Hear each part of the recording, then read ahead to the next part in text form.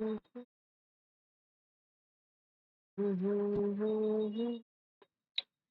Hello everyone, कैसे हैं आप सब लोग? आई होप आप सब ठीक होंगे, बढ़िया होंगे, मस्त होंगे और प्रिपरेशन आप लोग अच्छे से कर रहे होंगे। तो सर जी, आज हम फिर से आए अपनी साइंस के क्लास के साथ, नए चैप्टर के साथ। उससे पहले एक बहुत अच्छी चीज़ जो मुझे लगी कि आपके साथ शेयर करनी चाहिए कि भैया क्या, कि सर जी आप इस बात को हमेशा याद रखें कि कोई भी आपकी मेहनत को नहीं देखता। ये शायद आप भी अच्छे से जानते होंगे, कोई भी आपकी मेहनत को नहीं देखता। सिर्फ सभी किसका रिजल्ट कर रहे हैं, किसका वेट कर रहे होते हैं? आपके रिजल्ट का। ठीक? आप भले ही चाहे रो, चाहे गाओ, चाहे आपकी तबीयत खराब है, चाहे कुछ भी हो, चाहे आप कितने दर्द से अपना पढ़ रहे हो, कोई मतलब नहीं। कितने भी हार्ड वर्क करो, कोई मतलब नहीं। सब सिर्फ किसका वेट करेंगे? आपके रिजल्ट का। ठीक है? At the end what is more important? Your results. Okay sir. तो बस मैं कहना चाह रहा हूँ कि यार अपने पास उतना टाइम नहीं है कि अपन सभी चीज अच्छे से कर पाए। तो आपने जो चीज करी है आप उसी को रिवीजन करो और आप अच्छा कर लोगे यार, है ना? ठीक। तो आपके पास आज से लेकर मेरे ख्याल से शायद 8-9 दिन बचे हैं। ओके, एनडीए सीडीएस एग्जाम के लिए। ठीक है, तो आपको उसके लिए बहुत बड़ी तरीके से तैयारी कर रही है। ठीक। उसमें सिर्फ यार रिवीजन करो और मॉक लगाओ, उसके सिवा कुछ ज्यादा मत सोचो। ठीक है, सब अच्छा होगा। Okay sir. तो शुरू करते हैं सर आज की क्लास। आज हम क्या करने वाले हैं? आज जो है हम साइंस का न्यू चैप्टर शुरू करेंगे। कौन सा सर? वो है अपना ये chemical reaction and equation. Sir इस चैप्टर से केमिस्ट्री में लगभग बहुत सारे क्वेश्चन आते हैं। ठीक है, और वो जनरली किस पे बेस्ड होते हैं? आपकी एक्टिविटी बेस पे। इस जो आपकी एक्टिविटी देते हैं ना, जैसे हम बात करूं मैं ये सब एक्टिविटी ना, तो अपने को इस चैप्टर में इस पे ज्यादा ध्यान देना है। इसी में से आपके ज्यादा क्वेश्चन आते हैं सिर्फ एक्टिविटी से। Okay sir. अब इसके करने के बाद ये मैंने कुछ पीवाईक्यू डाले, हम इसे करेंगे और फिर हम आ जाएंगे आपके एनसीईआरटी एग्जाम्पलर पे। अगर आपने मेरी 3-4 वीडियो देखी तो शायद आपको पता होगा कि मैं कैसे पढ़ाता हूँ। और यकीन करिए सर, ये एनसीईआरटी एग्जाम्पलर अगर आपने कर ली तो आप पेपर में याद करोगे। सच बता रहा हूँ, एकदम डिट्टो क्वेश्चन आता है पीवाईक्यू से रिलेटेड। Okay sir. तो अपन शुरू करते हैं। क्या? Chemical reaction and equation. देखो, एक बेसिक सी जानकारी देता हूँ। तो ये केमिकल रिएक्शन इक्वेशन क्या होती है? मान लीजिए कि सपोज के लिए कि सर एक केमिकल रिएक्शन में केमिकल इक्वेशन आपके सामने लिख रहा हूँ। C plus O two is that C O two. Sir ये आपके सामने केमिकल रिएक्शन है, तो आपको पहली चीज क्या देनी है? ध्यान देनी है कि एरो के इस तरफ इस चीज को हम क्या बोलते हैं सर? इसको हम बोलते हैं रिएक्टेंट। क्या बोलते हैं? रिएक्टेंट। और एरो के इस तरफ हम इसको क्या बोलते हैं सर? प्रोडक्ट। ओके, कोई भी दिक्कत नहीं है। रिएक्टेंट जरूरी नहीं है कि दो हो, दो से ज्यादा भी हो सकते हैं, दो से कम भी हो सकते हैं। प्रोडक्ट जरूरी नहीं है कि एक ही हो, एक से ज्यादा भी हो सकता है, बहुत सारे हो सकते हैं। ठीक है, तो रिएक्टेंट और प्रोडक्ट, इससे मिलके हमारा क्या बनता है? आपका केमिकल रिएक्शन। Okay sir. तो देखो, आपको अच्छा इस चैप्टर में आपको मेन मेन क्या फोकस करना है सर? पहले बता देता हूँ, इस चैप्टर में हमें सबसे मेन ज्यादा हमें एक्टिविटी करनी है। ठीक है, फिर बोलो आप इस चैप्टर में कुछ याद रखो चाहे मत रखो सर, प्लीज प्लीज, बहुत ज्यादा इंपॉर्टेंट है। आप सिर्फ एक्टिविटी करके चले आओ। सिर्फ एक्टिविटी आपका इस ये चैप्टर से सारे सवाल हो जाएंगे। ठीक। सेकंड जो है, सेकंड आपको कुछ टाइप्स होते हैं, टाइप्स ऑफ केमिकल रिएक्शन होते हैं। इसमें से कम आते हैं बट आते हैं क्वेश्चन पेपर में, मैं अभी आपको दिखा दूंगा, उसमें से आते हैं। ठीक है, types of chemical reaction. Okay sir, इस चीज को भी आपको देखना है। फिर सबसे ज्यादा हम किस पे जोर डालेंगे? एक्टिविटीज पे। Okay sir. तो शुरुआत में इन्होंने एक्टिविटी दी है और ये एक्टिविटी बहुत इंपॉर्टेंट है। क्यों बोल रहा हूँ सर? अभी मैं आपको दिखा दूंगा। इससे कम से कम मानो यार भैया कि हजारों बार क्वेश्चन, हजारों बार तो नहीं, बहुत बार क्वेश्चन आ गया। हर पेपर में एक ना एक बार इससे क्वेश्चन आ जाता है, हर साल रिपीट होता है ये क्वेश्चन। ठीक है, तो देखो ये क्या बोलता है कि आपको क्या लेना है? आपको एक मैग्नीशियम रिबन लेना है। क्या लेना है सर? आपने एक मैग्नीशियम रिबन लेना है। उसको आपको फ्लेम के पास ले जाना है। कहाँ? फ्लेम के पास, आग लगानी है उसमें। आपने आग लगाया तो वो ये पूछेगा, if magnesium magnesium ribbon burn, what it's happen. ठीक, तो आपका आंसर क्या होगा? ये मैग्नीशियम रिबन आप जला रहे हो तो जाहिर सी बात है वो जलेगा। जलने पे क्या होगा? जो ऑब्जर्वेशन होगी वो आपको बहुत ज्यादा इंपॉर्टेंट है। ठीक है, तो क्या होगा एक बार पढ़ लेते हैं। भैया देखो क्या हुआ, आपके पास मैग्नीशियम थी, ठीक है, आपने इसको बर्न किया। बर्न मतलब आप क्या कर रहे हो? आप ऑक्सीजन से इसको रिएक्ट करवाते हो। हमेशा याद रखें, जब आप जैसे बर्न करते हैं तो भैया बर्न, आपकी आग भी कैसे पकड़ रही है? क्योंकि आपके वहां पे ऑक्सीजन है। ठीक, तो आपने क्या करा? आपने ऑक्सीजन के साथ उसको रिएक्ट करवाया। अब जब आप ऑक्सीजन के साथ रिएक्ट करा रहे हो तो वो कैसा होगा? When magnesium ribbon Burns with a जब वो बर्न होगी तो एक व्हाइट फ्लेम छोड़ेगी, जिसे हम बोलेंगे डेजलिंग व्हाइट फ्लेम। और वो किस में कन्वर्ट हो जाएगी? व्हाइट पाउडर में। वो व्हाइट पाउडर किसकी होगी? मैग्नीशियम ऑक्साइड की होगी। ठीक है सर, बस इतनी चीज है, कुछ नहीं। क्या किया सर हमने? मैग्नीशियम जो उसको बर्न किया। बर्न करने के बाद क्या हुआ? मैग्नीशियम जो है एक डार्जिलिंग व्हाइट फ्लेम के साथ जली और व्हाइट पाउडर में कन्वर्ट हो गई। वो व्हाइट पाउडर किसका था? वो व्हाइट पाउडर मैग्नीशियम ऑक्साइड का था। ठीक है, अब मैं सिर्फ आपको बता देता हूँ कि देखो इसी पे, बस सिर्फ इसी पे एक वो आ गया आपका, क्या बोलते हैं, हाँ PYQ आ गया। कहाँ गया? ये देखिए सर, ये देखिए, what happens when uh, consider the following statement regarding burning of a magnesium ribbon in air। तो व्हाइट पाउडर ऑफ Mg होता है ये, ठीक। तो ये सब करेंगे, ठीक है। तो जो मैं आपको एक्टिविटी करा रहा हूँ, जिस बात पे मैं जोर दे रहा हूँ, प्लीज उसको याद रखेंगे, ठीक। तो आपके लिए बहुत फायदा होगा। ओके सर, कोई भी दिक्कत नहीं। पहली एक्टिविटी हमने अच्छे समझ ली। मैग्नीशियम जब बर्न होगा तो क्या क्या देगा? एक दार्जिलिंग व्हाइट फिल्म में जलेगा और एक व्हाइट पाउडर देगा, जो कि किसका होगा? जो कि मैग्नीशियम ऑक्साइड का होगा। बस आपको पहली चीज याद रखनी, ठीक। सिर्फ इतनी एक्टिविटी। सेकंड एक्टिविटी पे आ जाते हैं भैया। तो सेकंड एक्टिविटी क्या बोलता है? Take a lead nitrate solution in a test tube, add potassium iodide solution to this, what do you observe. ठीक है, इसकी कहाँ पे लिख देता हूँ, एक सेकंड, इसको मिटा के ऊपर लिख देता हूँ, ठीक है। 2 मिनट पे ये, ठीक है। मैग्नीशियम का तो आप समझ ही गए होंगे, ओके। फिर भी लिख देता हूँ कि आपका मैग्नीशियम ऑक्सीजन के साथ रिएक्ट करा और उसने क्या बना लिया? मैग्नीशियम ऑक्साइड बना। इसको थोड़ा, ठीक है सर। अब वो क्या बोलता है? सेकंड एक्टिविटी देखते हैं। सेकंड एक्टिविटी क्या बोलता है कि take a lead nitrate solution. Lead nitrate मतलब सर, लेड को हम बोलते हैं Pb, नाइट्रेट NO3 का होल ट्वाइस।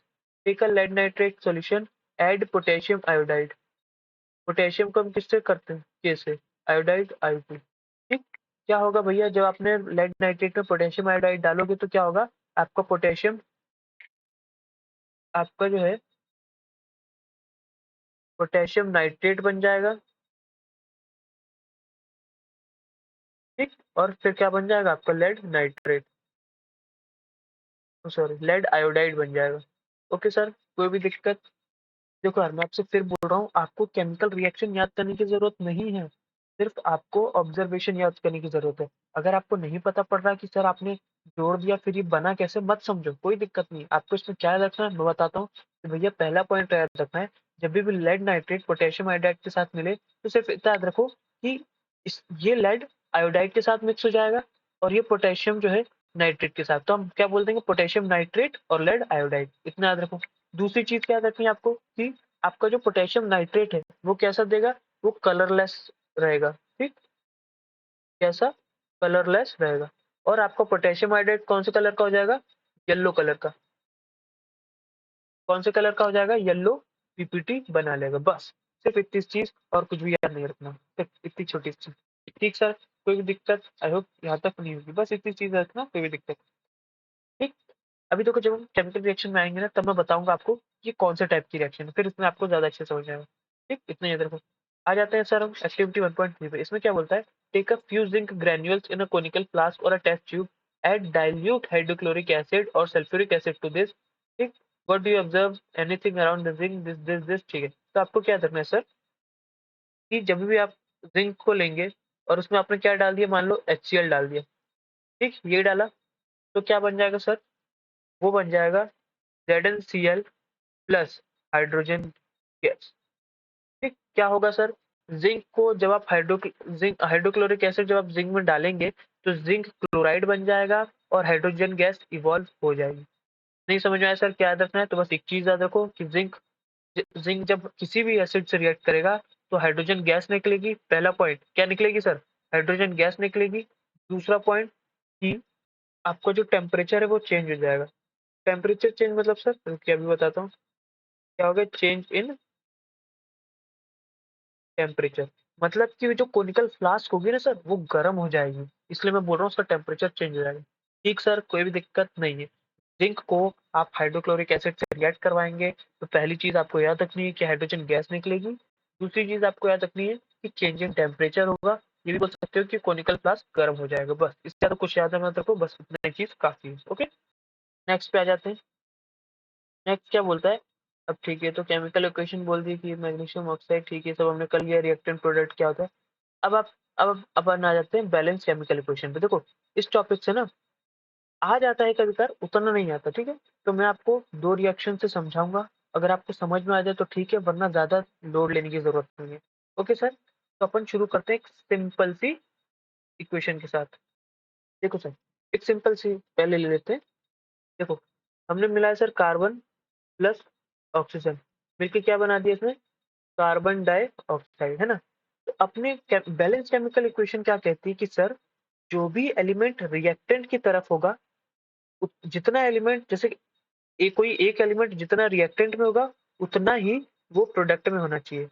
नहीं समझ में आया सर? जैसे कि हम एक एलिमेंट उठाते हैं इसी में से, जैसे सर आपका कार्बन लिया, कार्बन इधर कितना है सर? 1 है, इधर भी कितना है? 1 है।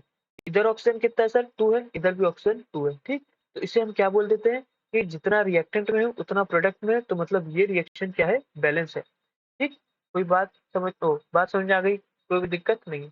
अच्छा, उससे पहले एक छोटी सी चीज़, कुछ चीज़ें देख लेते हैं अपन।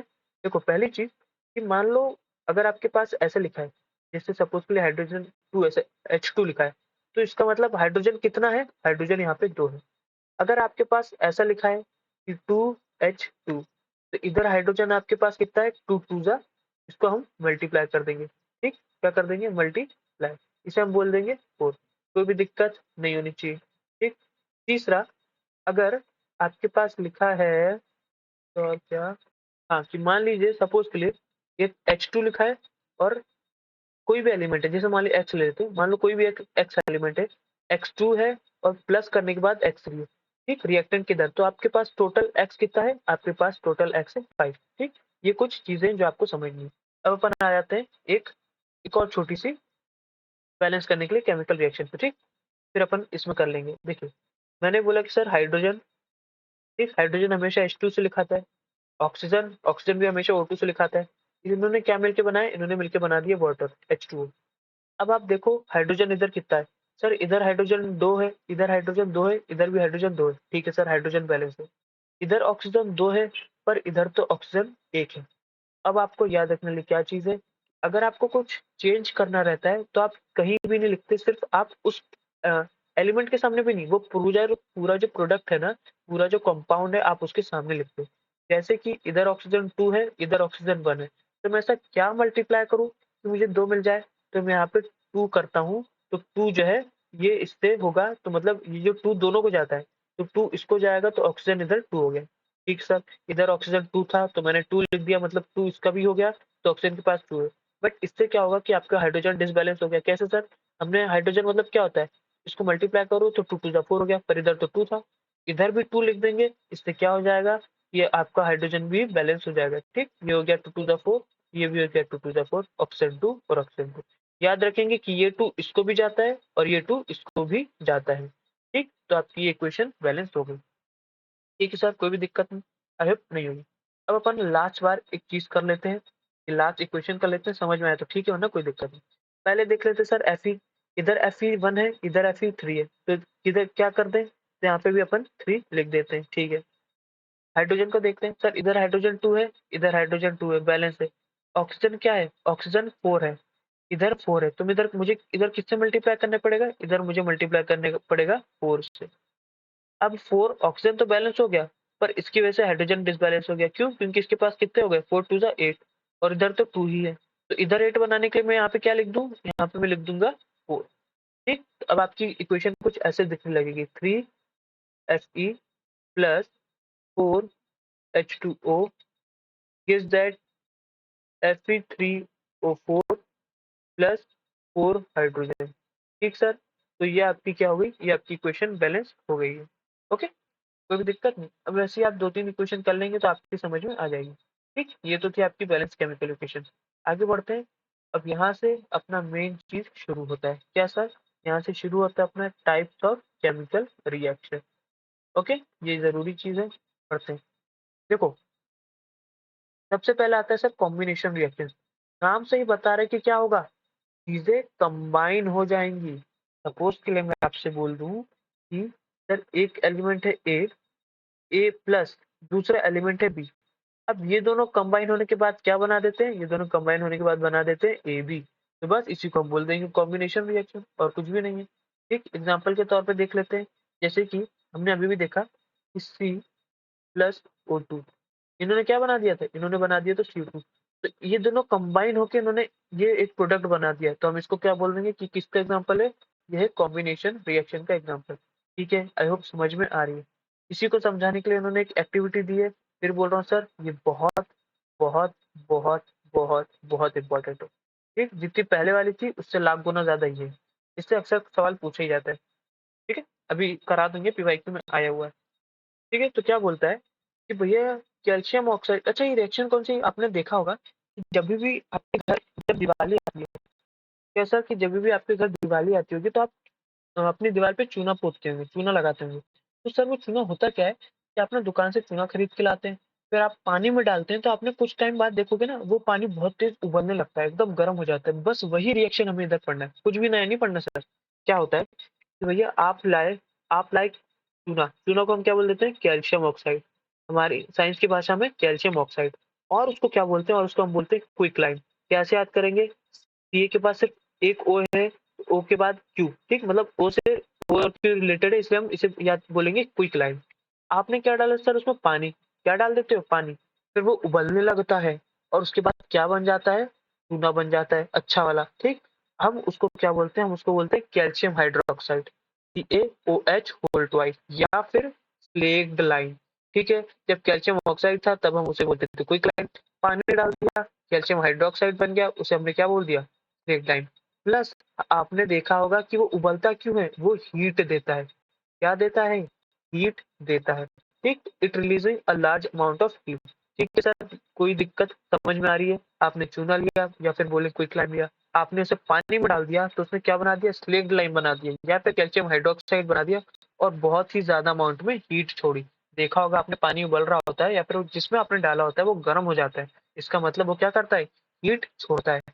तो इस बात को याद रखेंगे क्या सर, कि जो भी हीट छोड़ता है क्या करता है, जो भी हीट इवॉल्व करता है, इवॉल्व करता है, ठीक, उस रिएक्शन को हम क्या बोलते हैं, उस रिएक्शन को हम बोलते हैं एक्सोथर्मिक रिएक्शन। ठीक सर, याद रहेगा, कोई भी दिक्कत आई होप नहीं होनी चाहिए।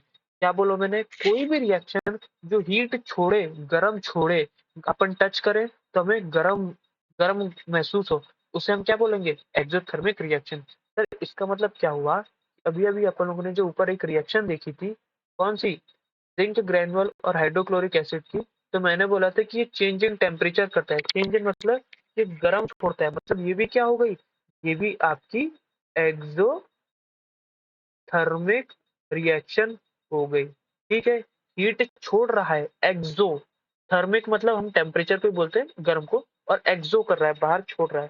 ठीक, तो हम क्या बोलेंगे, एक्सोथर्मिक। ठीक है सर, बात समझ में आ गई जो मैं आपसे कहना चाह रहा हूँ।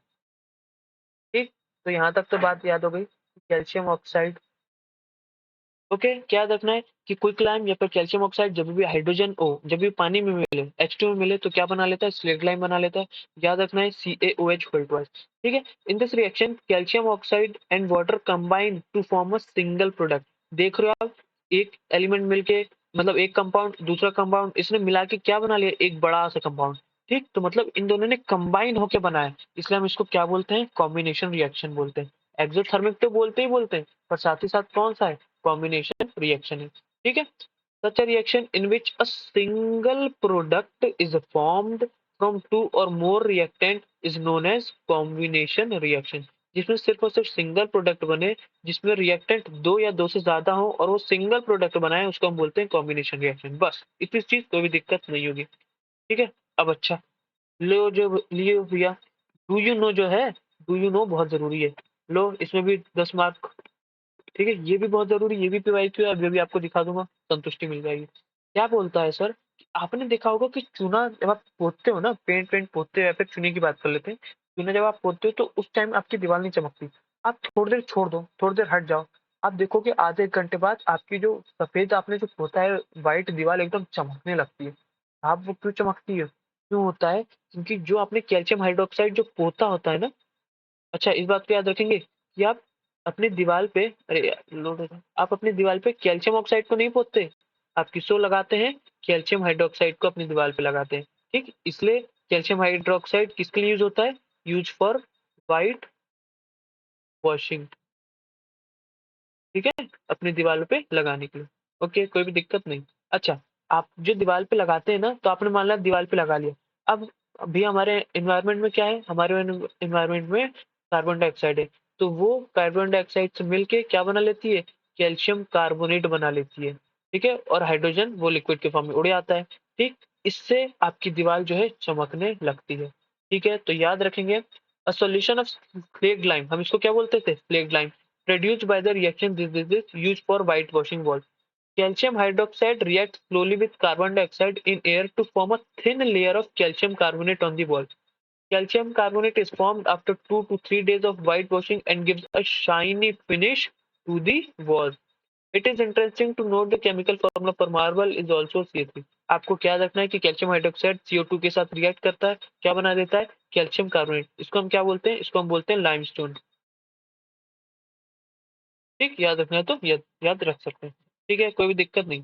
अब अच्छा, कॉम्बिनेशन रिएक्शन को और भी देख लेते हैं कि बर्निंग ऑफ कोल, मतलब कार्बन प्लस ऑक्साइड क्या हो जाएगा?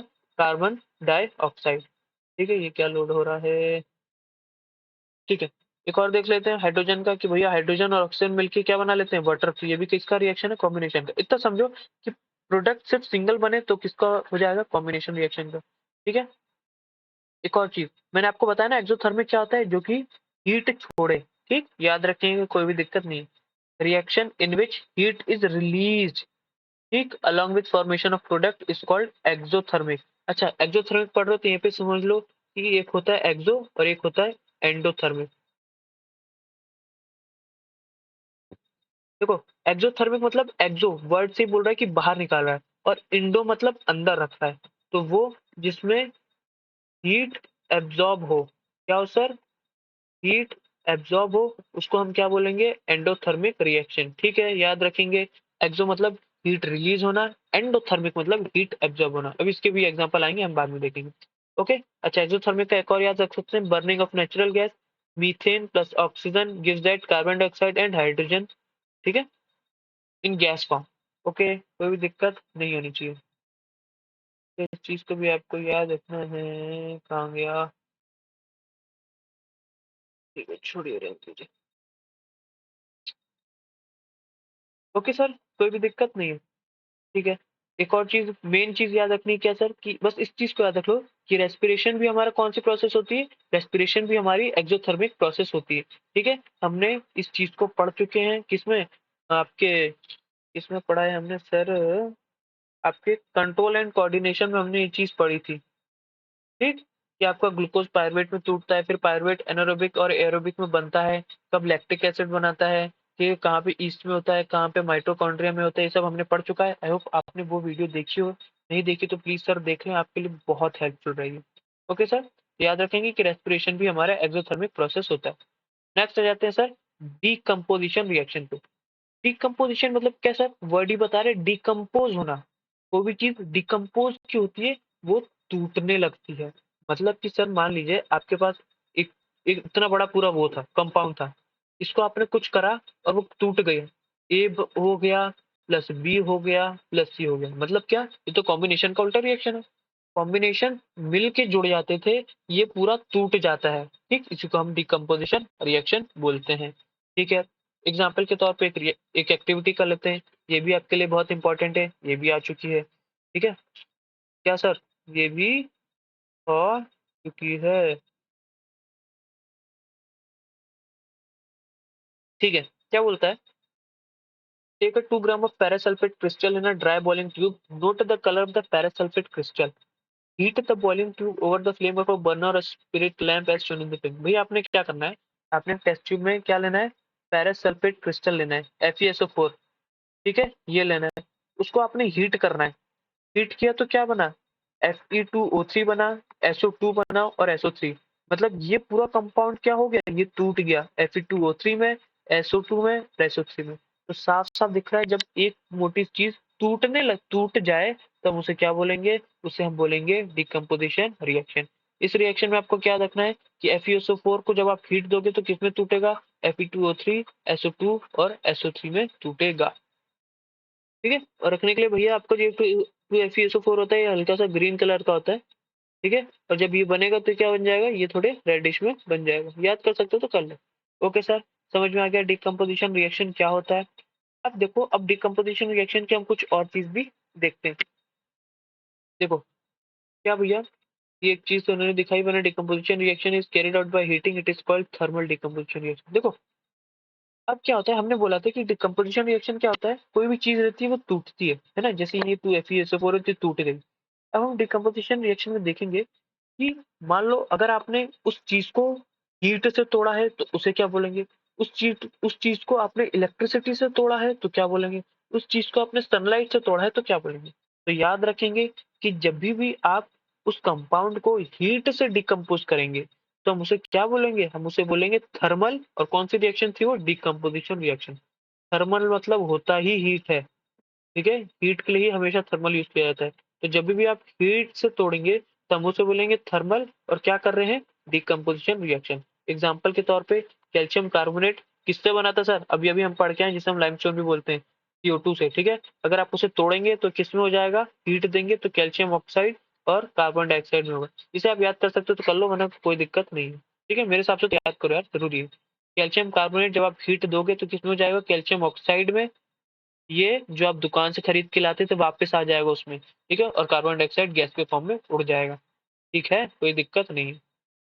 अब सबसे इंपॉर्टेंट रिएक्शन फिर से वापस आ गई, कौन सी, ये वाली। इस पे भी 2-3 बार PYQ आए हैं। ठीक है, क्या बोलता है, take a 2 gram of lead nitrate. Lead nitrate मतलब PbNO3 होल ट्वाइस। ठीक है, ये होता है सर आपका लेड नाइट्रेट। क्या बोलता है, hold the boiling tube with, भैया आपको एक टेस्ट ट्यूब में लेना है और आपको लेड नाइट्रेट को है क्या करना है, हीट करना है। अब मुझे बताओ कि ऑब्जर्वेशन क्या होगी। सर जी, बहुत इंपॉर्टेंट है, बहुत इंपॉर्टेंट है, बहुत इंपॉर्टेंट है। ठीक, you will observe the emission of brown fumes. These fumes are of nitrogen oxide. Sir ये लाइन से हजारों बार सवाल आ चुका है। क्या, कि लेड नाइट्रेट को जब भी आप हीट करेंगे तो एक ब्राउन फ्यूम्स होगी, मुझे बताएं कि वो ब्राउन फ्यूम्स काय की होगी। एग्जाम्पल के लिए आपको NO दे देगा, NO3 दे देगा, NO2 दे देगा, तो आपको क्या करना है, NO2 टिक करके आना है। ठीक, नाइट्रोजन ऑक्साइड की फ्यूम्स होंगी वो।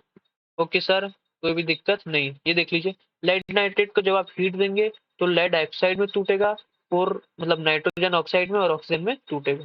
ठीक है, इसमें से क्या देखना है कि ब्राउन फ्यूम किसकी होती है, नाइट्रोजन ऑक्साइड की। बस ये हो गया आपका थर्मल डिकम्पोजिशन। अब अपन देख लेते हैं कि भैया आपका होता है इलेक्ट्रिसिटी डिकम्पोजिशन, मतलब इलेक्ट्रोलाइटिक डिकम्पोजिशन रिएक्शन भी होता है जो इलेक्ट्रिसिटी से टूटे।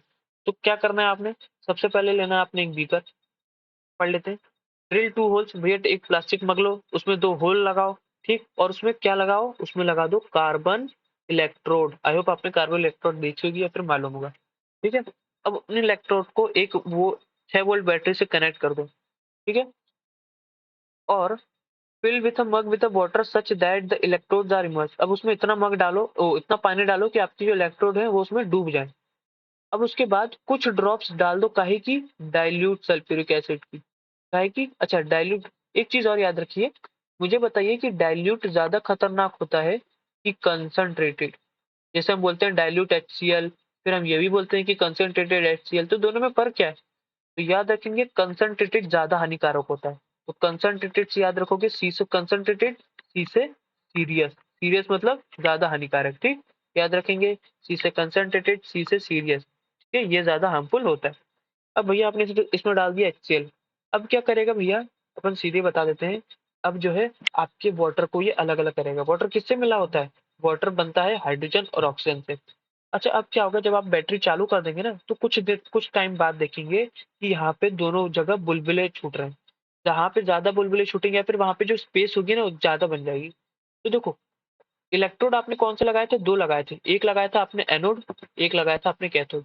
एनोड जो होता है वो पॉजिटिव इलेक्ट्रोड होता है, और कैथोड जो होता है नेगेटिव।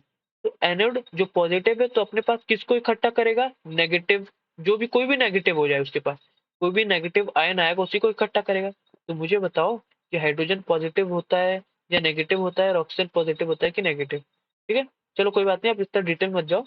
इतना समझो कि एनोड के पास कौन इकट्ठा होगा? एनोड के पास ऑक्सीजन इकट्ठा होगा। और कैथोड के पास कौन इकट्ठा होगा? कैथोड के पास हाइड्रोजन। बस इतना याद रखो, ज्यादा मत याद रखो, ठीक है? फालतू के दिमाग मत लो। ठीक, बस इतना याद रखो कि एनोड के पास ऑक्सीजन, कैथोड के पास हाइड्रोजन। अब वो ये बोलता है कि मुझे, भैया हमें तो ऐसा पता नहीं है, भैया दोनों तो सेम ही गैसेस, तो दोनों सेम ही दिख रही है, तो पता बताओ कैसे होगा? तो क्या करना है आपने, आपको एक कैंडल लेके जानी है। क्या साहब? आपको एक test these gases one by one by bringing a burning candle. ठीक, आपको क्या लेके जानी है? एक बर्निंग कैंडल लेके जानी है। जब बर्निंग कैंडल को एक ट्यूब के पास लेके गए तो एक साउंड आया, क्या? पॉप साउंड करके हल्की सी आग लगी और पॉप साउंड करके वो बुझ गई। पॉप साउंड करके वो बुझ गई। तो याद रखें, जब भी आप बर्निंग कैंडल को लेके जाएंगे और हल्की सी आग पकड़ के वो पॉप साउंड होके बंद हो जाए, ठीक है, बुझ जाए, तो वो गैस काहे की होगी? वो गैस होगी आपकी हाइड्रोजन की। ठीक है, और अगर वहीं आप ऑक्सीजन के पास ले जाएंगे तो भैया हमें मालूम है कि जहाँ ऑक्सीजन होता है वहां पे गैसेस बहुत तेजी से पकड़ लेती है, आग बहुत तेजी जल जाती है। तो अगर आप उस बर्निंग कैंडल को उस गैस के पास ले जाएंगे जहाँ पे ऑक्सीजन है तो फ्लेम ज्यादा तेज हो जाएगी। ठीक है, इस चीज को याद रखेंगे। आई होप आपको चीजें समझ में आ गई होंगी जो मैं समझाना चाह रहा हूँ। ठीक है सर, अब बढ़ते हैं आगे की तरफ।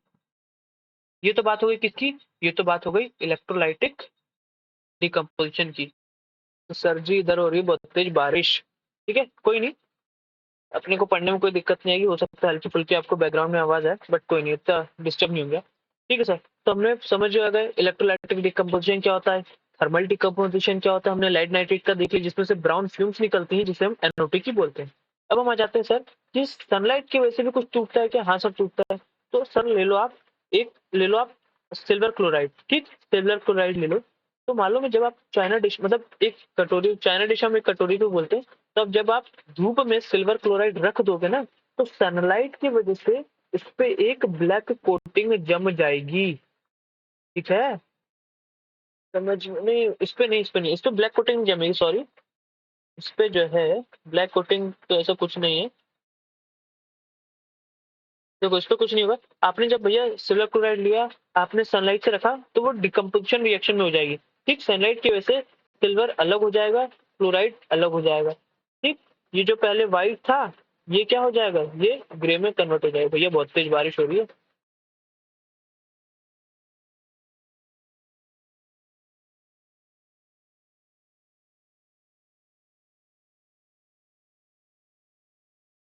बारिश तो बहुत तेज हो रही है, कोई बात नहीं। ठीक है, ठीक है, बात सर समझ में आ गई होगी आप लोग को। ठीक है, ऐसी जिस प्रकार से सिल्वर क्लोराइड का होता है, उसी सेम प्रकार से सिल्वर ब्रोमाइड का होता है। ठीक, कि सनलाइट देते हैं तो वो सिल्वर और ब्रोमाइड में कन्वर्ट हो जाती है। अब आपको क्या याद रखना है? बहुत ही जरूरी, बहुत ही जरूरी, बहुत ही जरूरी, ये पीवाईक्यू में पूछा गया है कि सिल्वर ब्रोमाइड क्या सर? AgBr जो है यूज होता है किसमें? ब्लैक एंड व्हाइट फोटोग्राफी में यूज होता है। ठीक है, फिल्म्स की ब्लैक एंड व्हाइट फोटोग्राफी में यूज होता है। कौन? सिल्वर ब्रोमाइड, याद रखेंगे। देखो सर, मैं आपको डिट्टो प्रूफ दिखाऊंगा कि एनसीईआरटी में से उठ के आता है कैसे। ठीक है, ठीक है, ठीक है, और कुछ तो दिक्कत नहीं है। अब हम आ जाते हैं सर नेक्स्ट पे, डिस्प्लेसमेंट रिएक्शन पे। तो डिस्प्लेसमेंट रिएक्शन क्या बोलती है सर कि मान लीजिए आपके पास कोई एक है AB प्लस एक्स। तो अब क्या होगा कि ए जो है ना, ए एक्स के साथ मिल भी जाएगा और बी अकेला खड़ा हो जाएगा। तो क्या करा भैया कि एक्स ने, या फिर ये बोल दो कि एक्स जो है ए के साथ मिल जाएगा और बी को ढकेल देगा। तो एक्स ने बी को डिस्प्लेस कर दिया, तो ये बन गया एक्स ए प्लस, जब बी को हटा दिया तो बी बच गया अकेला। ठीक है सर, इसी को डिस्प्लेसमेंट रिएक्शन बोलते हैं। अब एक भैया इसे ले लेते हैं अपन, क्या? एग्जाम्पल। तो देखो क्या करना है आपने, आपने दो कील लेनी है। ठीक है, क्या लेनी है आपने? आपने दो कील लेनी है, जैसे इधर लिखा रहा होगा। हाँ, देखो सर, आपने दो कील लेनी है और दो टेस्ट ट्यूब। एक टेस्ट ट्यूब में क्या लेना है आपने? कॉपर सल्फेट सोल्यूशन लेना है। ठीक है, अब आपने एक कील ऐसे ही रख देनी है और एक कील इसके अंदर डाल देनी है, कुछ देर के लिए छोड़ दो। तो क्या होगा मालूम? अब कील जो है ना, जो आपने कील इसमें डाली थी, उसका रेड कलर हो जाएगा और उस सॉल्यूशन का कलर क्या हो जाएगा? उस सॉल्यूशन का कलर हो जाएगा थोड़ा-सा ग्रीन में, ठीक है? क्या हो जाएगा? थोड़ा-सा ग्रीन में हो जाएगा, लाइट ग्रीन में। और ये सर हुआ क्या? तो याद रखेंगे कि जब भी Fe मतलब वही आपके आयरन को बोल रहे हैं, आपके इसके साथ रिएक्ट करेगा। ये क्या है आपका? CuSO4।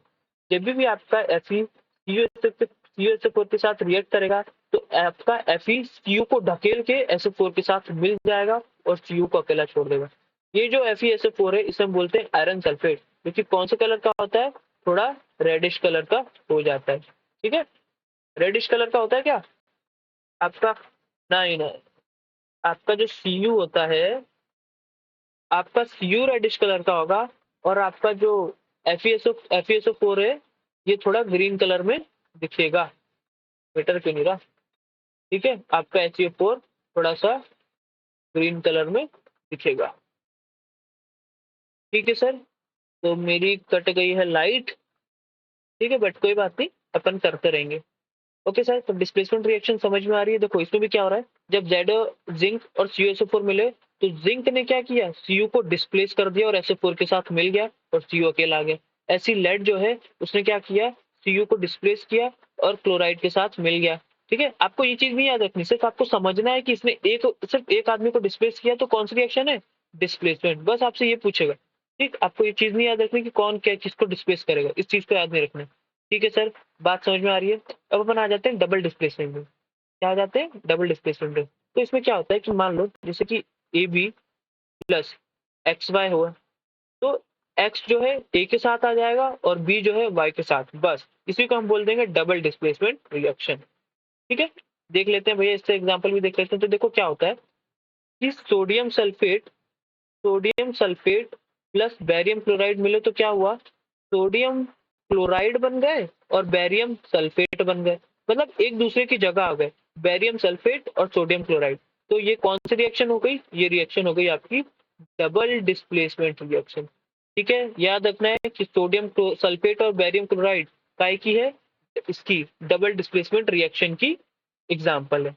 ओके सर, कोई भी दिक्कत आई होप यहाँ तक नहीं होगी। ठीक है, अब आते हैं अपन ऑक्सीडेशन एंड रिडक्शन पे। बस अब देखो, ये चैप्टर ज्यादा नहीं बचा, बस खत्म ही होने वाला है।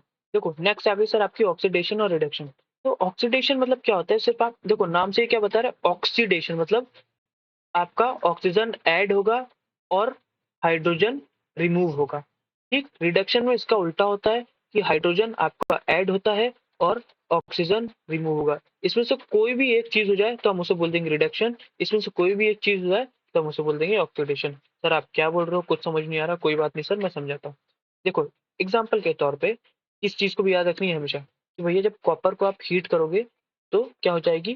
कॉपर जो है ना आपका ब्लैक कलर की, कॉपर पे एक ब्लैक कलर की कोटिंग जम जाएगी। वो कोटिंग काहे की होगी? वो कोटिंग ऑक्साइड की होगी, तो हम उसे क्या बोलते हैं? Copper oxide.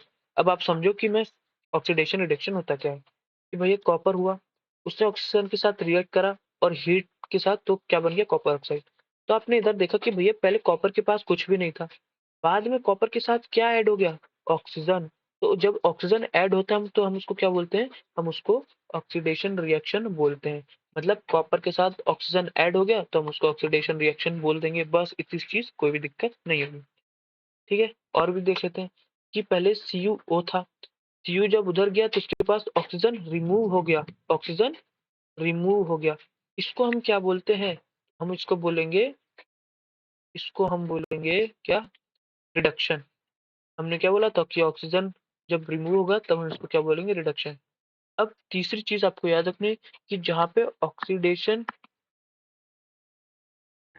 और रिडक्शन दोनों हो तो हम उसको क्या बोलते थे?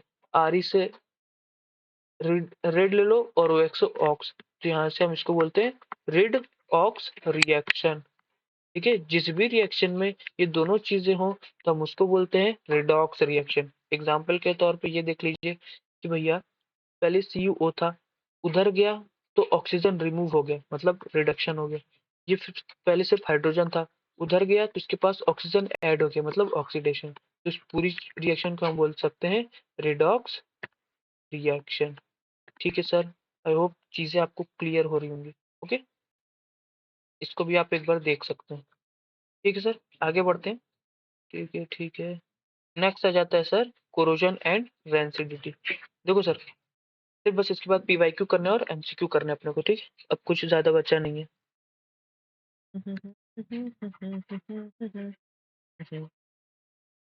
लाइट कट गई यार, कुछ दिख नहीं रहा है, अलग दिक्कत है, बैटरी भी कम हो रही है।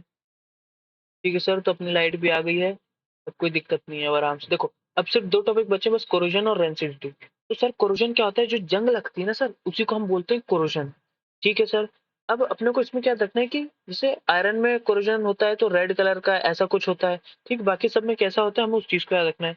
तो क्या बोलता है, you must have observe that iron articles are shiny when new, but get coated with a reddish brown powder when left for some time. कैसा दिखने हो जाता है रेडिश ब्राउन का? This process is commonly known as rusting of iron.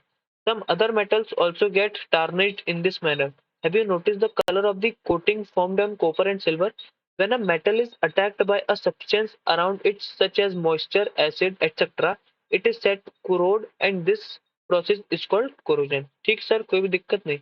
याद क्या रखना है कि ब्लैक कोटिंग किस पे होती है? सिल्वर पे, तो उसे हम कोरोजन बोल देंगे।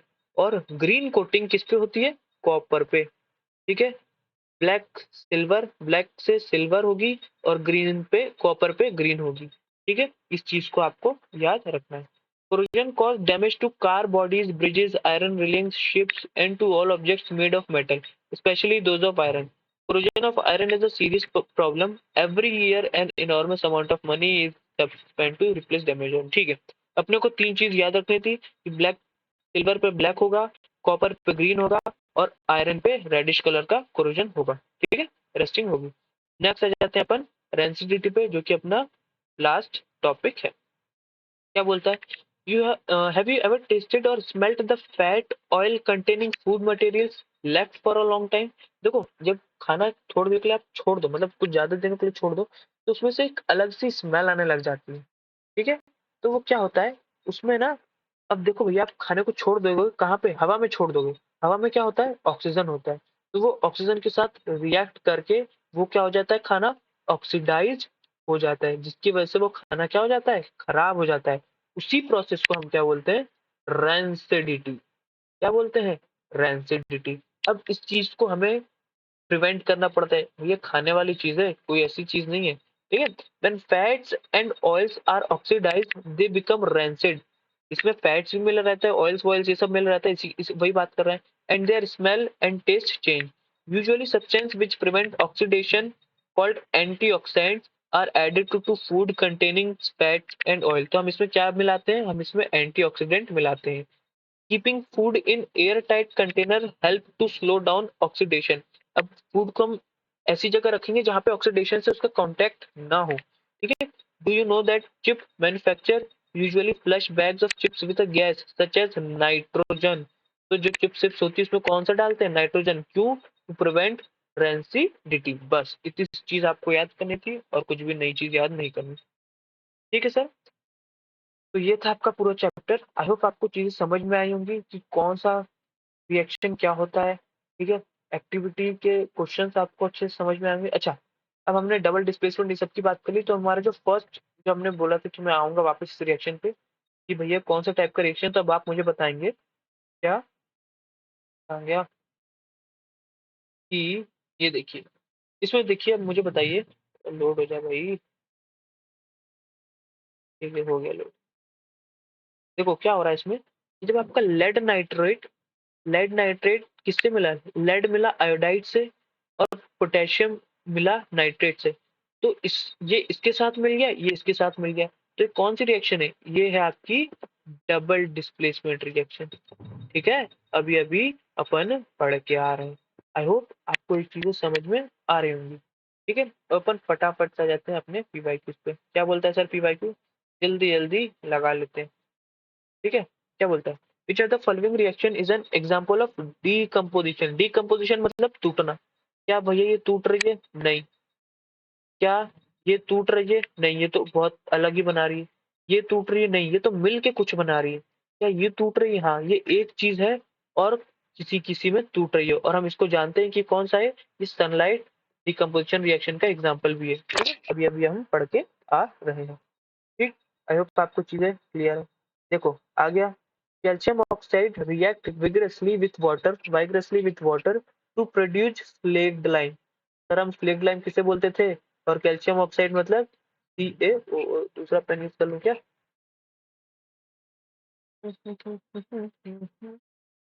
CaO, हम इसे कैल्शियम ऑक्साइड या फिर क्विक लाइम बोलते थे। स्लेग्ड लाइम किसे बोलते थे, कैल्शियम हाइड्रो ऑक्साइड को।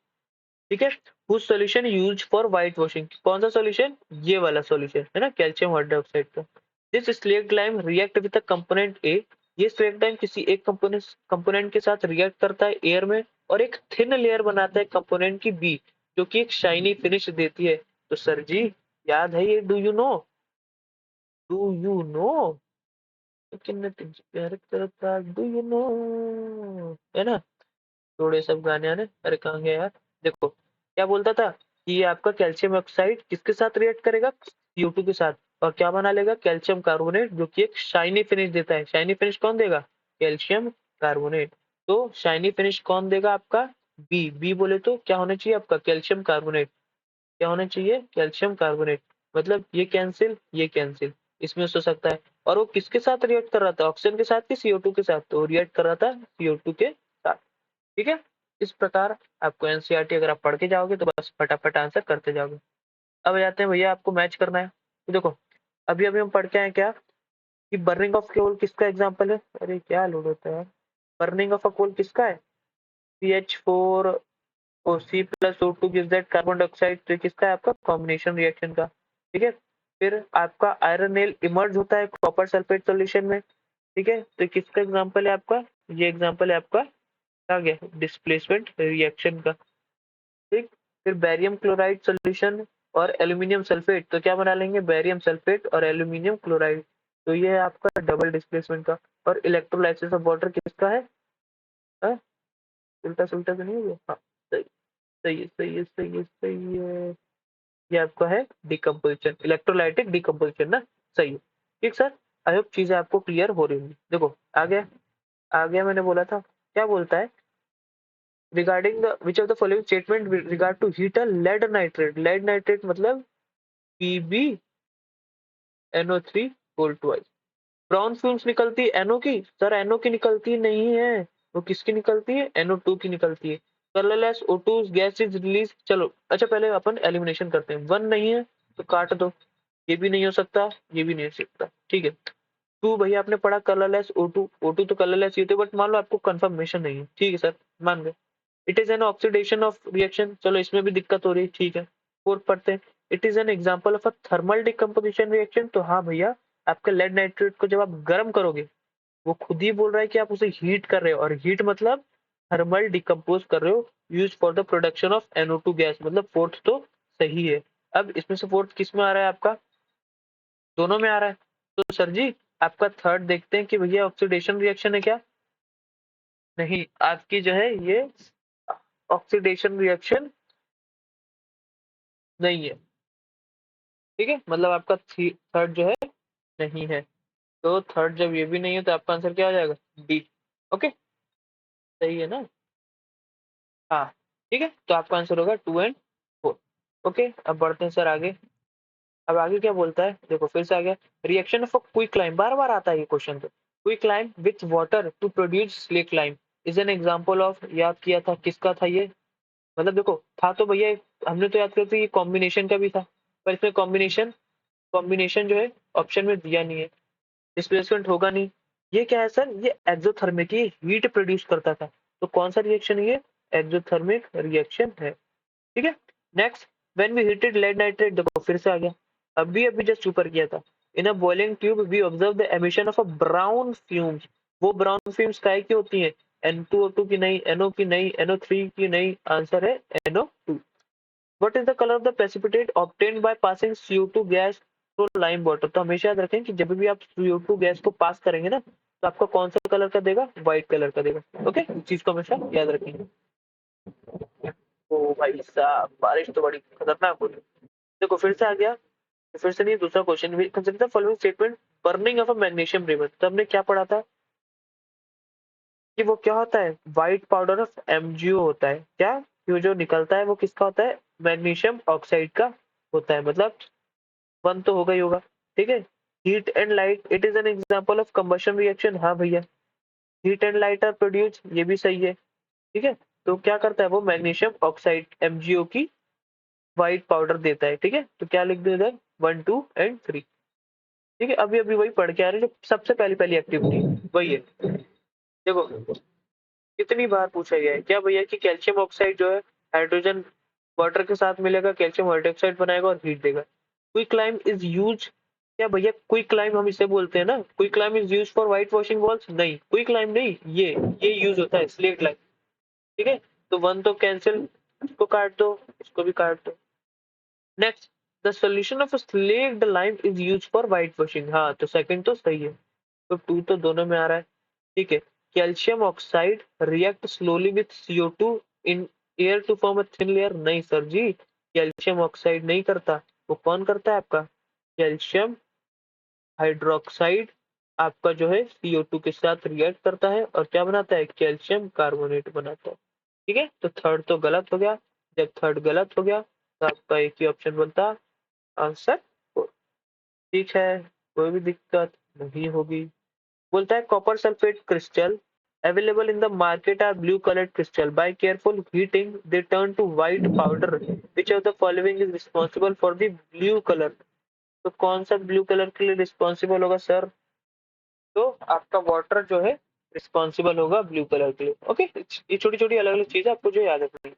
अब क्या बोलता है, एन आयरन नेल डिप्ट, देखो आ गया कौन सा, वो आयरन नेल डिप्ट किया था तो वो रेडिश कलर में थोड़ा हो गया था आयरन नेल, और जो उसमें सोल्यूशन था आपके टेस्ट ट्यूब में वो हल्का सा ग्रीन कलर का। ठीक है, तो क्या बोलता है, in a copper sulphate solution turns brown, this is due to which of the following types of reaction, तो ये किस टाइप ऑफ रिएक्शन में हमने पढ़ा था, एडिशन रिएक्शन नहीं, सब्स्टिट्यूशन, ये कोई रिएक्शन ही नहीं होती। ठीक है, तो वो कौन सी रिएक्शन थी, वो थी आपकी डिस्प्लेसमेंट रिएक्शन। ठीक है, नेक्स्ट, फिर से कैल्शियम ऑक्साइड वाली चीजें आ रही है। Calcium oxide react with water to produce slaked lime, it is an example of, क्या ये किसका है, तो ये आपका कॉम्बिनेशन रिएक्शन का एग्जांपल है। ठीक, लाइट फिर से चली गई यार, अब दे, कोई बात नहीं, अपना ऐसे खत्म ही होना है। देखो अब क्या बोलता है, manganese is extracted by heating manganese dioxide with aluminium powder, which of the following statements regard to reaction is correct, क्या बोलता है भैया, मैग्नीज जो है एक्सट्रैक्ट होता है, अरे यार तो लाइट जा रही है बार बार। ठीक है, तो आपको क्या याद रखना है कि मैग्नीज डाइऑक्साइड जब एल्यूमिनियम पाउडर के साथ रिएक्ट करती है तो ये देखो क्या बोल रहा है, एक्सट्रैक्टेड बाय हीटिंग, मतलब हीटिंग से हीट एक्सट्रैक्ट होती है, तो क्या होगा ये, दिस रिएक्शन इज एक्सोथर्मिक। ठीक, कोई भी दिक्कत नहीं है। फिर से व्हाइट वॉशिंग वाली चीज आ गई है, क्या बोलता है, during white washing of walls slaked lamp react slowly with carbon dioxide in air to form thin layer of calcium carbonate, तो कौन सी करेक्टली सही है, तो देखो क्या होती है, कैल्शियम हाइड्रोक्साइड मिलती है, तो ये पहला गलत दूसरा गलत, क्या बनाती है CO2, कैल्शियम कार्बोनेट और H2O। अब इसमें से क्या डिफरेंस है, लिक्विड और ऑक्सीजन को, तो साफ साफ दिख रहा है कि कार्बन डाइऑक्साइड लिक्विड के फॉर्म में नहीं होगी भैया, एयर में पाई जाती है, मतलब गैस के फॉर्म में, तो आंसर डी आपका सही है। ठीक, छोटी छोटी एलिमिनेशन जिससे आप काट के कर सकते हो। नेक्स्ट, फिर से विच of the following is an example of endothermic reaction, देखो एंडोथर्मिक मतलब वो हीट लेगा, और जब हीट लेता है कोई तो स्प्लिट होता है, हमने देखा है, मतलब स्प्लिट मतलब डिकम्पोजिशन रिएक्शन होती है, ये डिकम्पोजिशन हो रही है नहीं हो रही, ये हो रही है नहीं हो रही। ठीक है, sorry sorry sorry sorry sorry, यही तो हो रही है, ये तो ऐड होके हो रही है, ये भी ऐड होके हो रही है, ये दोनों गलत है, आपका ये सही है। ठीक है, देखो कैल्शियम कार्बोनेट, COA और CO2 ये हमने पढ़ा भी था, बट फिर भी आप नॉर्मल कॉमन सेंस लगा सकते थे कि जब हीट एंडोथर्मिक मतलब हीट एब्जॉर्ब कर रही है, एब्जॉर्ब किया मतलब टूटेगी, टूटेगी मतलब डिकम्पोजिशन रिएक्शन लेगी, जो कि ये हो सकती है। ठीक है, बाकी हमने इसे पढ़ा भी था। Which of the following statement are true for the reaction of Fe2O3 with aluminium? ठीक है, तो ये देखो इसे ना अपन आपके मेटल नॉन मेटल में करेंगे, क्योंकि ये थर्माइट रिएक्शन होती है। ठीक है, इसे अपन नॉन मेटल में करेंगे क्योंकि अभी आपने पढ़ी नहीं है। नेक्स्ट, लाइट कट रही है। ठीक है, तो नेक्स्ट क्वेश्चन क्या बोलता है कि ये सब इसने दे दिया, ठीक है। Identify the species among the following acting as a oxidant and a reductant. कौन सा ऑक्सीडाइज और कौन सा रिड्यूस हो रहा है, ठीक है। तो भैया आपका पहले कॉपर था, कॉपर के पास पहले ऑक्सीजन था, वो उधर गया तो क्या हो गया, कॉपर जो है वो रिड्यूस हो गया। तो आपको क्या बताना है, सबसे पहले ऑक्सीडेंट मतलब ये तो रिड्यूस हो रहा है, ऑक्सीडाइज कौन हो रहा है, तो आपका जो है Cu2S था, पहले S था, ठीक, उधर जाके वो SO2 हो गया। तो ऑक्सीडाइज कौन कौन हो रहा है आपका।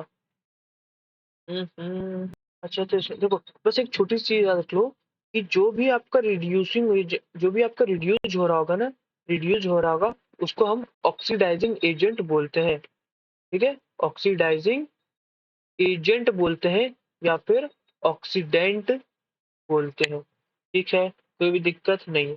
और जो आपका ऑक्सीडाइज हो रहा होगा उसे हम क्या बोलते हैं, उसे हम रिड्यूसिंग एजेंट बोलते हैं, ठीक, ये आया है, ठीक है, या फिर रिडक्टेंट बोलते हैं, ठीक है।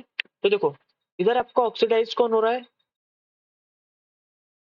इधर आपका ऑक्सीडाइज हो रहा है ये कौन, Cu2S जो है आपका ऑक्सीडाइज हो रहा है ना, मतलब उसमें ऑक्सीजन ऐड हो रहा है, तो ऑक्सीडाइज को हम क्या बोलते हैं, रिडक्टेंट। तो मतलब रिडक्टेंट में कौन आएगा, आपका Cu2S आएगा, S ऑफ Cu2, ठीक है। और कॉपर आपका क्या हो रहा था, कॉपर आपका रिड्यूज हो रहा था जिसे हम ऑक्सीडेंट बोलते हैं। तो आपका आंसर होगा ए, ठीक है, इस चीज को थोड़ा सा ध्यान में रखेंगे। फिर बोलता है विच of the following substance do silver articles react with that makes the silver article black.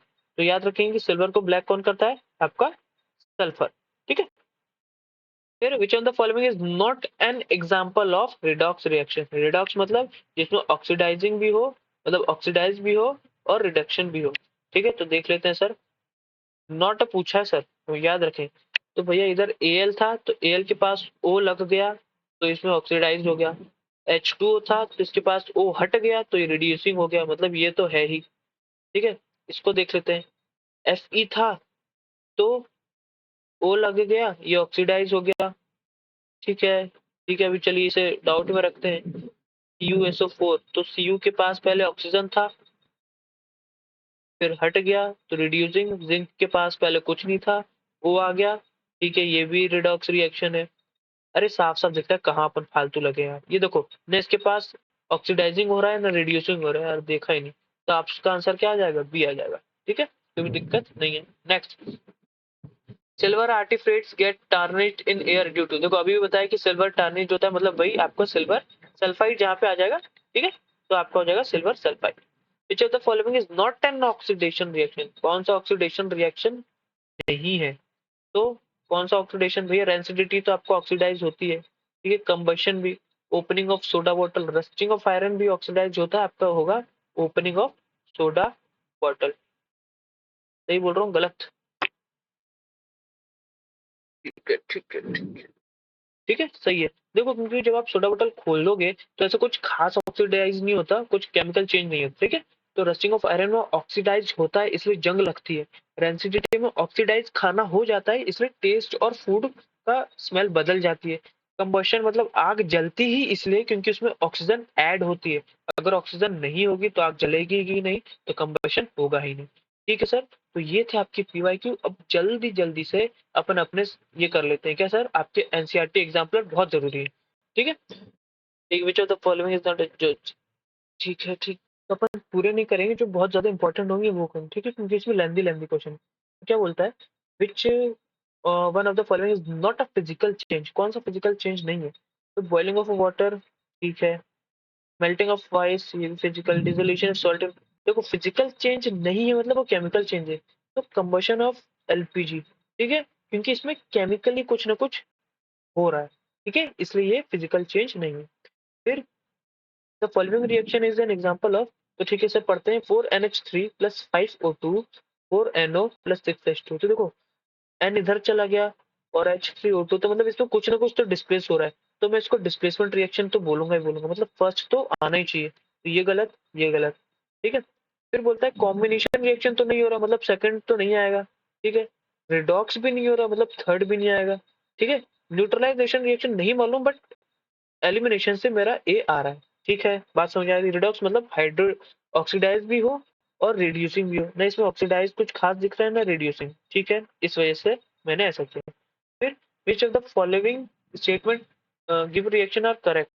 तो Fe जो है ऑक्सीडाइज हो रहा है, मतलब iron metal is getting oxidise, मतलब फर्स्ट तो सही है, फर्स्ट सही, मतलब बी गलत, डी गलत। Water is getting reduce, H2O जो है वो उधर उधर जाके रिड्यूस हो रहा है, मतलब सेकंड तो सही है, ठीक है, दोनों में सही है। देखो फिर मैंने बोला था कि जो ऑक्सीडाइज होगा ना उसे हम क्या बोलेंगे, उसे हम रिड्यूसिंग, अरे क्या हो रहा है, रिड्यूसिंग एजेंट बोलेंगे, है ना। और जो रिड्यूस हो रहा है उसे सर हम क्या बोलेंगे, उससे हम बोलेंगे ऑक्सीडाइजिंग एजेंट, यही बोला था। तो आपका वाटर क्या हो रहा है, रिड्यूस हो रहा है, तो उसे हम क्या बोलेंगे, ऑक्सीडाइजिंग एजेंट बोलेंगे। तो फर्स्ट, सेकंड एंड फोर्थ, ठीक, कोई भी दिक्कत नहीं है। फिर which of the following is exothermic, मतलब जो हीट बाहर निकाले।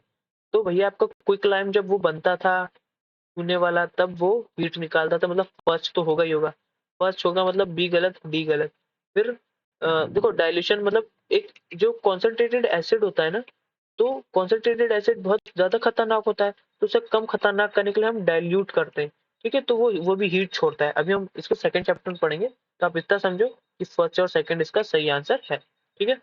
नेक्स्ट, तो यार ये तो बहुत बड़ा, इसे छोड़ सकते हो, इसे भी हटा दो। इसे देखते हैं, which of the following is are double displacement. तो PbCCl2, नहीं ये भी नहीं है। NO Na2Cl हो गया, और BSO4। तो देखो यहाँ से तो सेकंड तो होगा ही होगा, सेकंड होगा, मतलब ये गलत और ये गलत, ठीक है। C+O2 नहीं, थर्ड भी नहीं आना चाहिए, ठीक है। और CH4 तो C जाके O2 से, और H2O, तो नहीं यार, इसका भी सिर्फ क्या होगा, इसका भी आंसर सिर्फ सेकंड ही होगा, ठीक है, कोई भी दिक्कत आई होप आपको नहीं होगी। ठीक है, decomposition of chlorine gas from silver chloride. इसमें क्या बोलता है कि भाई सिल्वर क्लोराइड जो है वो सनलाइट से ग्रे क्यों हो जाता है, तो हमें मालूम है कि भैया सनलाइट में से वो क्या हो जाता है, डिकम्पोज हो जाता है। तो क्या बोल देंगे कि the formation of silver by decomposition of silver chloride, मतलब सिर्फ और सिर्फ वन ओनली, ठीक है। नेक्स्ट देखते हैं, कैल्शियम, ठीक है, इसको आप एक बार देख लीजिएगा, बड़ा है, छोड़िए। Barium chloride with ammonium sulphate reaction of, तो ये कौन सा रिएक्शन करेगा, अभी अभी पढ़ के आए भैया यार, कि बेरियम क्लोराइड और अमोनियम सल्फेट, PYQ में आया था ये, अभी वो कौन सा था, वो डबल डिस्प्लेसमेंट रिएक्शन, मतलब सिर्फ फोर्थ ओनली, ठीक है। इस चीज को याद रखेंगे, ये थोड़ा इंपॉर्टेंट है। क्या कि हमने इलेक्ट्रोलाइसिस किया था ना, तो उसमें हाइड्रोजन और ऑक्सीजन को देखा था, तो हमें मालूम है कि H2O होता है, मतलब हाइड्रोजन का होता है 2 और ऑक्सीजन का होता है 1। तो इसने उसका मोल पूछा है हाइड्रोजन और ऑक्सीजन को, तो आपको क्या होगा, 2:1, इस चीज को याद रखेंगे। फिर which are the following is are endothermic process. तो अभी हम डाइल्यूशन करके आए कि डाइल्यूशन तो एक्सोथर्मिक होता है, मतलब 1 तो नहीं होगा, तो ये भी हट गया, बस एक ही हटा, ठीक है। सब्लिमेशन ऑफ ड्राई आइस, नहीं, गर्म करोगे तो खतरनाक। Condensation of water, evaporation of water, देखो इवेपोरेशन ऑफ वाटर तो होगा ही, फोर्थ एंड क्या, fourth and second condensation water, ठीक है, इसका भी एक बार देख लो। ठीक है sir, which of the following can be used for storage, तो कौन सा हम चीज यूज कर सकते हैं storage of fresh sample of oil और फॉर लॉन्ग टाइम, तो याद रखेंगे इसका हीलियम और नाइट्रोजन, ठीक है, ठीक है, ठीक है, जो इन्वॉल्व केमिकल रिएक्शन, ठीक ठीक ठीक ठीक, ठीक है, तो इन सबको कॉम्बिनेशन, कौन सा कॉम्बिनेशन रिएक्शन है, तो ये तो डिकम्पोजिशन, मतलब फर्स्ट हट गया, तो ये हट गया, ठीक है, ये सेकंड सही है और थर्ड सही है, तो दिख रहा है सेकंड और थर्ड, ठीक है। तो ठीक है, तो सर इतनी था आपके MCQ, बाकी जो थोड़े बहुत बचे आप एक बार उसे खुद से अटेम्प्ट करिएगा, खुद से ट्राई करिएगा, ठीक है। बाकी अगर आपको फाइल चाहिए तो टेलीग्राम पे ज्वाइन कर लीजिएगा, मैं इसके नीचे पिन कर लूंगा, ठीक है, यूनिफाइड GS के नाम से। ओके सर, आपको चाहिए तो उसमें मैसेज कर देंगे, तो मैं आपको ये फाइल भेज दूंगा। ओके, तब तक के लिए आज यहीं पे रखते हैं, और फिर से याद दिला रहा हूँ कि ज्यादा दिन नहीं बचे, प्लीज रिवाइज करो, रिवाइज करो, रिवाइज करो, कुछ नया करने की जरूरत नहीं है, ठीक है। कुछ नया मत करो, सिर्फ जो है आपके पास उसी को रिवाइज करो, और कुछ नया पढ़ो मत, ठीक है। तो आज की क्लास यहीं रखते हैं और मैंने और भी चैप्टर्स की वीडियोस बनाई हैं, प्लीज आप उसे जाके जरूर देखें। अगर आपको ये वीडियो अच्छी लग रही है तो प्लीज चैनल को सपोर्ट करें, लाइक करें, शेयर करें, सब्सक्राइब करें। तब तक के लिए जय हिंद, जय भारत।